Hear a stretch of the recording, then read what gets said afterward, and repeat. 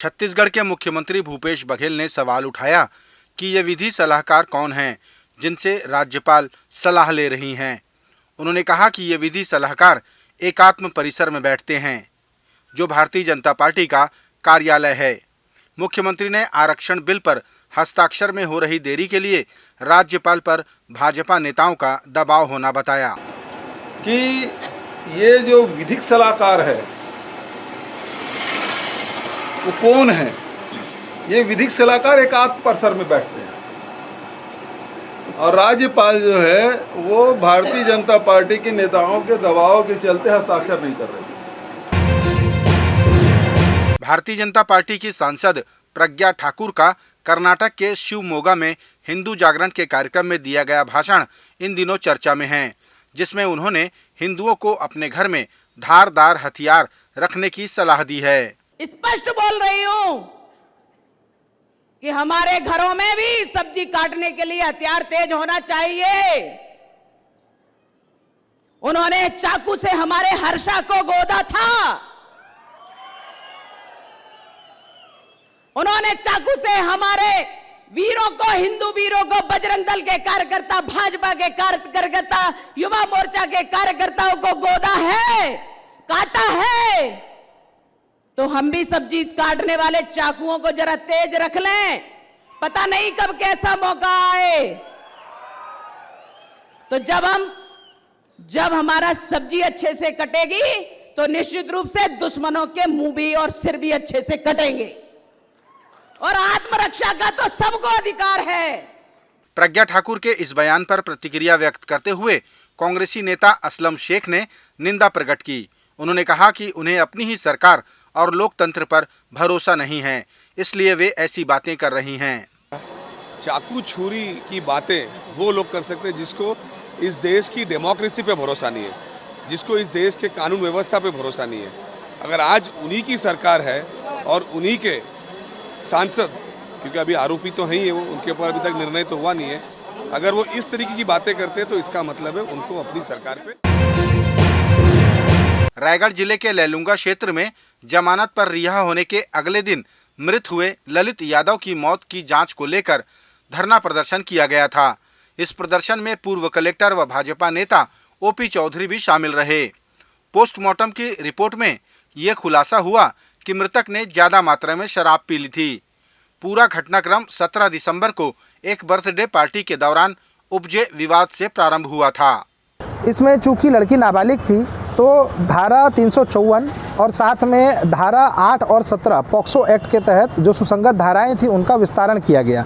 धारा विस्तारित करने के उपरांत दिनांक 23 दिसंबर को इसमें संतोष यादव एवं ललित यादव एवं अन्य दो, ये चारों लोगों की गिरफ्तारी, विधिवत गिरफ्तारी की गई और इनको न्यायालय के समक्ष प्रस्तुत किया गया। न्यायालय द्वारा इन्हें न्यायिक रिमांड पर भेजा गया, जेल भेजा गया, जहां से फिर 24 तारीख को इन लोगों ने बेल एप्लीकेशन लगाई। बेल एप्लीकेशन पर इनको जमानत का लाभ मिला न्यायालय द्वारा। जमानत, सशर्त जमानत पर जब इनको रिहा किया गया, ये सब वापस लैलूंगा आए। 25 दिसंबर अगले दिन शाम को इसमें हमें जानकारी मिली कि उनमें से एक युवक ललित यादव जो जमानत पर रिहा हुए थे, उसको परिजन उसके लेकर अस्पताल आए हैं। दंतेवाड़ा में 2 दिनों तक चले दिव्यांग स्वास्थ्य शिविर में 690 दिव्यांगों ने अपना पंजीयन कराया है, जो लक्ष्य से अधिक रहा। इनको पात्रता के अनुसार लाभ प्रदान किए जाएंगे। जिले के अपर कलेक्टर संजय कन्नौज ने बताया कि समाज कल्याण विभाग और नर्सिंग कॉलेज की छात्राओं ने इस शिविर में भरपूर सहयोग प्रदान किया। उन्हें प्रमाण पत्र भी प्रदान किया जा रहा है। 26 और 27 तारीख को दिव्यांग शिविर का आयोजन किया गया था और हमने लगभग 550 का टारगेट किया था और 26 और 27 को 2 दिन में लगभग 690 लोग पंजीयन करवाए हैं और सभी का मेडिकल चेकअप हुआ है, जिसमें अस्थि के, नाक, कान, गला के और आँख के और मनोरोग के ऐसे 690 हितग्राही आए और सभी का चेकअप किए हैं। और चेकअप करने के बाद में जो पात्रता रखते हैं उनका सर्टिफिकेट बनाया जाएगा और सर्टिफिकेट बनने के बाद में जो भी पात्र हितग्राही हैं उनको दिव्यांग सर्टिफिकेट और अन्य योजनाओं से उनको लाभान्वित किया जाएगा। प्रदेश के मुख्यमंत्री भूपेश बघेल ने बेमेतरा जिले में अपने भेंट मुलाकात कार्यक्रम के दौरान ढेरों विकास कार्यों की घोषणा की। इस दौरान मुख्यमंत्री ने प्राथमिक स्वास्थ्य केंद्र के निर्माण, Swami Atmanand English medium school की स्थापना किए जाने के साथ अन्य स्कूलों और स्वास्थ्य केंद्रों के उन्नयन की भी घोषणा की। और खेलका और खैरसिटी कॉलोनी प्राथमिक स्वास्थ्य केंद्र की घोषणा। खेलका और परपोड़ी मोगांव में स्वामी आत्मानंद अंग्रेजी माध्यम उत्कृष्ट विद्यालय। ज्यादा तारीफ हो जाए। गोपालपुरम दर्री में हाई स्कूल। सुअरतला, घोटवानी, कन्हेरा, झीवरी, कोपे डबरी में हाई स्कूल एवं हायर सेकेंडरी स्कूल के उन्नयन।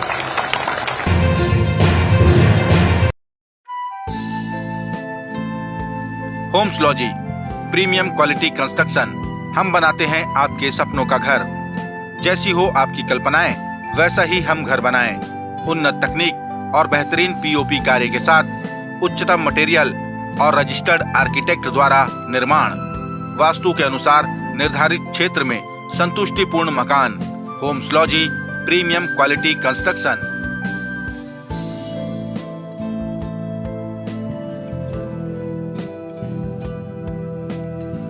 वाह, मैंने ऐसे ही घर की कल्पना की थी। छत्तीसगढ़ कांग्रेस ने राजीव भवन में कांग्रेस का स्थापना दिवस मनाया। इस मौके पर पार्टी के प्रदेश अध्यक्ष मोहन मरकाम ने पार्टी का ध्वजारोहण किया। उन्होंने कहा कि जिन उद्देश्यों को लेकर कांग्रेस पार्टी की स्थापना की गई थी उनको लेकर आज भी पार्टी चल रही है। जिन उद्देश्यों को लेकर कांग्रेस पार्टी की स्थापना की, उन उद्देश्यों में कांग्रेस पार्टी सफल हुई है। आज़ादी के पहले हमारे महान नेताओं ने, जो कभी कहा जाता है अंग्रेजों का राज विश्व में कभी अस्त नहीं होता था, उस राज को भी आज़ादी की लड़ाई में कांग्रेस पार्टी का योगदान रहा है। छत्तीसगढ़ कांग्रेस की प्रदेश प्रभारी कुमारी शैलजा द्वारा मुख्यमंत्री भूपेश बघेल को उनके कार्यों के लिए क्लीन चिट दिए जाने को पूर्व मुख्यमंत्री डॉक्टर रमन सिंह ने इस वर्ष का सबसे बड़ा मजाक कहा। उन्होंने कहा कि शायद शैलजा जी के पास ईडी की डिटेल नहीं पहुंची है और उन्हें राज्य में हो रहे नए नए भ्रष्टाचारों की जानकारी भी नहीं मिली है।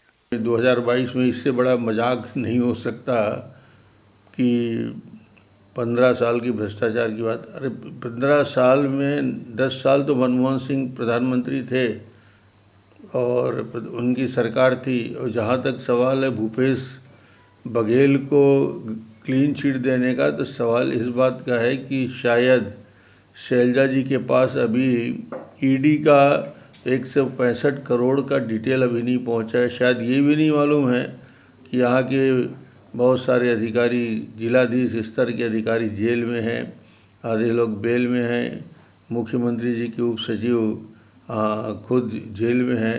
तो क्या भ्रष्टाचार का इससे बड़ा एग्जाम्पल हिंदुस्तान में हो सकता है, जहाँ रेत पे, कोयले पे, यानी रोज़ का भ्रष्टाचार। अभी तो राइस मिल में 200 करोड़ के सौदा की बात आ रही है कि राइस मिलर से जो उनको मिलिंग के नाम से 120 रुपया दिया जा रहा था, उसका 50% यानी 60 रुपया वापस करने के लिए पूरे प्रदेश में मुहिम चल रहा है। तो भ्रष्टाचार के नए नए कीर्तिमान और नए नए तरीके निकालने का श्रेय यदि किसी को जाता है तो भूपेश को जाता है।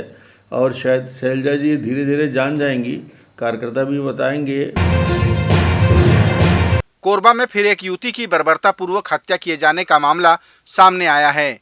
लगातार हो रहे अपराधों पर बोलते हुए भारतीय जनता पार्टी के प्रदेश अध्यक्ष अरुण साव ने कहा कि सरकार की असंवेदनशीलता के चलते अपराध का ग्राफ बढ़ रहा है। उन्होंने कहा कि पिछले 4 वर्षों में 6000 से अधिक बेटियां अपराध की शिकार हो चुकी हैं। उन्होंने कोरबा की घटना को लव जिहाद से जुड़े होने की भी संभावना व्यक्त की। छत्तीसगढ़ में बेटियों के साथ लगातार अनाचार और अत्याचार की घटनाएं हो रही है। पिछले 4 वर्षों में ही 6000 से अधिक बेटियों के साथ अत्याचार और अनाचार की घटनाएं हुई है और राज्य की कांग्रेस सरकार कुंभकर्णी नींद में सोई हुई है। आज जिस प्रकार से बेटियों के साथ अनाचार और अत्याचार की घटनाएं हो रही है, इससे प्रदेश की माताएं बहनें दहशत में है, डर में है। और कोरबा की जो घटना है, उस घटना को लव जिहाद की घटना से भी इनकार नहीं किया जा सकता यदि राज्य सरकार इसमें ठीक प्रकार से जांच करे। राज्य सरकार जागे और छत्तीसगढ़ की बेटियों की रक्षा करे, सुरक्षा करे। भारतीय जनता पार्टी के पूर्व मंत्री केदार कश्यप ने कहा कि प्रदेश की कांग्रेस सरकार ने बस्तर को विकास कार्यों से अछूता रखा, जिसके कारण कांग्रेस के सैकड़ों कार्यकर्ताओं ने भारतीय जनता पार्टी के साथ चलने का निर्णय लिया है। उन्होंने कहा कि उनकी पार्टी के संगठन महामंत्री अजय जामवाल लगातार बस्तर प्रवास कर कार्यकर्ताओं को लेकर चल रहे हैं। बस्तर विधानसभा में लगभग 100 से अधिक कार्यकर्ता जो कांग्रेस के थे, उन्होंने भारतीय जनता पार्टी ज्वाइन किया है, क्योंकि भारतीय जनता पार्टी सबको लेकर चलने वाली पार्टी है और विकास की पचदर है। माननीय हमारे क्षेत्रीय संगठन महामंत्री अजय जामवाल जी का लगातार बस्तर क्षेत्र में प्रवास हो रहा है और यहाँ पर कार्यकर्ताओं से मुलाकात कर रहे हैं और निश्चित तौर से उनके इस कार्यक्रम के माध्यम से और जिस तरीके से लोगों का रुझान इस बैठकों के बाद भारतीय जनता पार्टी के पक्ष में आ रहा है और भारतीय जनता पार्टी की सरकार बनाने के लिए हमारे कार्यकर्ता एकजुट हो रहे हैं।